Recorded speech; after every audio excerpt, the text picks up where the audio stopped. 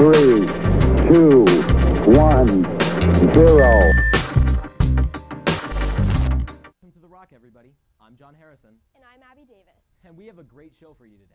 It's easy to get caught up in the chaos of the lunchroom. Between catching up with friends and finishing homework, we often don't think about the food that's being served to us. Gabe Apple and Miranda Ledger bring us a segment that sheds some light on the inner workings of the AHS lunchroom.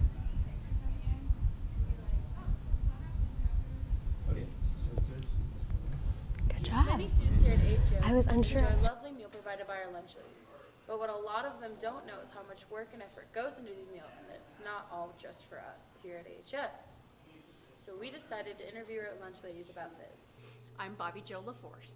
I used to be a lunch lady in a Colorado school, and so when I moved here, I wanted to get my foot in the door, and they had subs available, so I started subbing then. We cook for Fidalgo, Mount Erie, Island View, and Whitney, and it all goes out in the ovens that you see in the cafeteria, and they all go out by a certain schedule, and the person that takes the ovens would be our driver, Steve, and he comes and picks up the ovens and takes them. Okay, I start at 5:30 in the morning, and I work till 2 o'clock.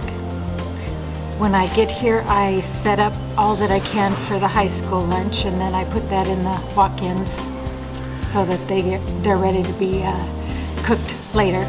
And then I start in on all the elementary schools. I get all of their lunch prepped.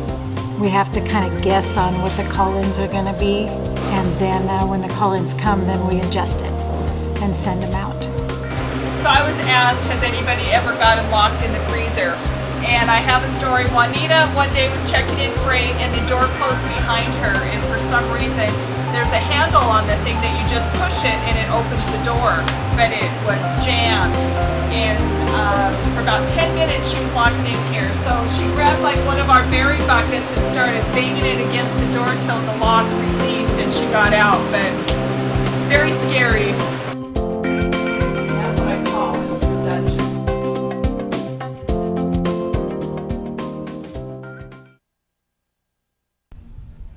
What an amazing staff we have here at Anacortes High School. Speaking of amazing staff, we recently said goodbye to one of the best. Our beloved, long-standing band director, Mr. Simensen, passed away after a hard-fought battle with cancer. In this next segment, we honor Mr. Simensen and the legacy he has left behind at the school. Recently, Anacortes High School lost a beloved teacher and friend. Mr. Simensen was Anacortes' middle and high school band teacher. A pivotal part of the music community in Anacortes, Ian Simensen was loved by many. B, ready.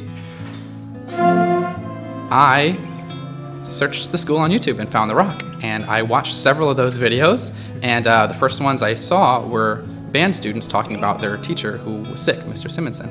And I kind of had a heart for that situation. I filled in on medical leave in one of my previous jobs where I was filling in for someone who was sick, and helped those students through that time, and I've also dealt with loss on my own, so I felt like this was a place where I could use my personal experiences to help a community of students get through what I knew was a tough time for them while still doing my favorite thing, which is teaching music and teaching band. The thing that we think about is that it's not hard to be motivated. The loss of someone so important to us sometimes can encourage us to want to do our best and to be the best people we can be, to be the people that mentor taught us to be, and I can tell that the students take that approach. I even had a student that returned to band after Mr. Simensen passed, someone who had stepped away from the program and decided to come back and do what they knew they were meant to do, which was play music. So a lot of that motivation is intrinsic in the students. They have that on their own, and I'm kind of there to facilitate that and to use that love that they have for their former teacher, use that love in what they're doing every day, and the satisfaction that comes out of that is something that's, you can't really teach it.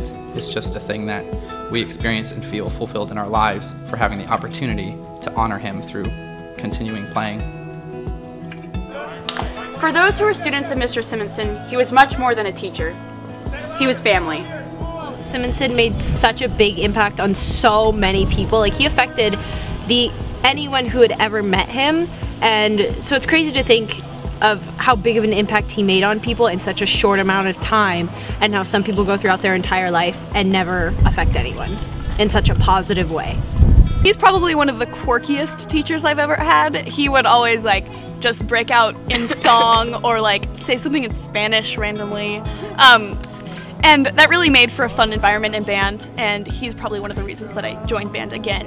I remember that at least when I was in middle school, he would always get on us to like look him in the eyes as he's conducting, and he'd like slowly pan his eyes over each of us as we were playing, and if you didn't see him, if you didn't meet eyes with him, he'd like make this weird face, and he'd like scrunch up his face really hard and like stare you right in the eyes until everyone around you was laughing and that you had no choice to like look up at his eyes and meet his eyes, and then he'd just go back to normal and like move on to the next phase like nothing had happened.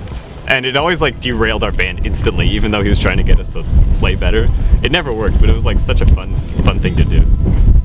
One fond memory I have of Mr. Simensen is one year, I think it was like 6th grade, when he showed up at my house for my family's Halloween party. He wasn't dressed up as anything, and he just stood in the corner eating his food, and then he was just really awkward, which is one trait of Mr. Simensen. It was hilarious.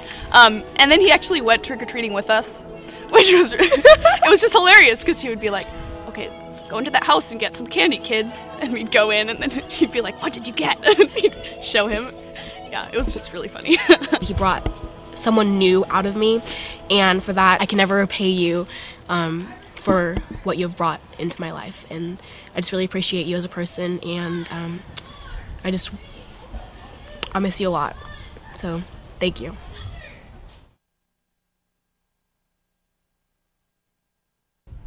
Mr. Simensen will be greatly missed.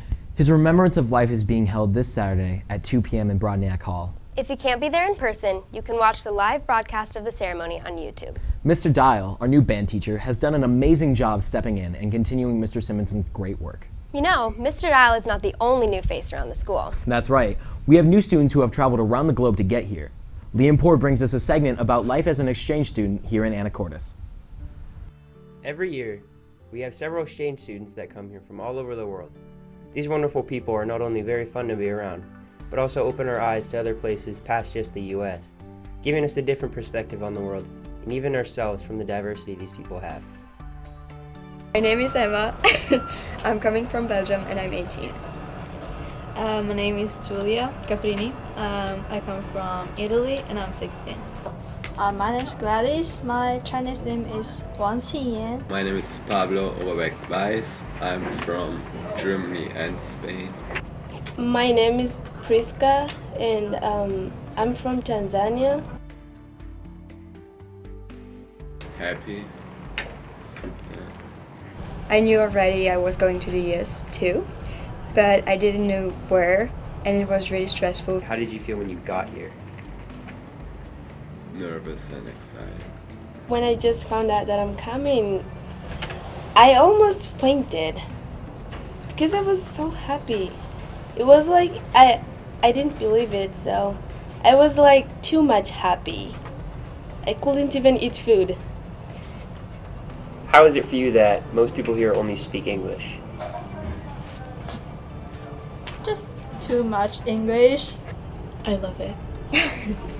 I love English, really. What are some values of your culture? Have you found any here that are different that you may not have expected? Well, people are more happy, people are easier to get excited. I've never heard about Mormons, people, the religion.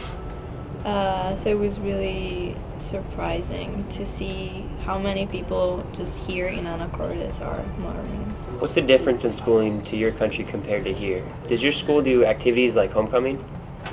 No, we don't have homecoming. My school is bigger, larger, which is the correct word. My school is built against the mountain and is maybe 2 or 3 times bigger than Anacortes High School.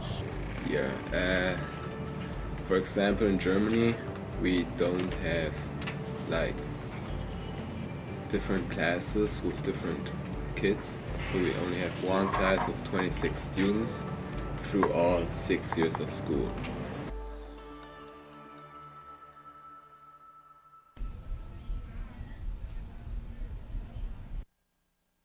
Any exchange students in the hallways, make sure you say hello. We hope you enjoyed this episode of The Rock, and if you have any suggestions, send us an email at therock@asd103.org. We would love to hear your input. And from our rock to yours, have a great day, AHS.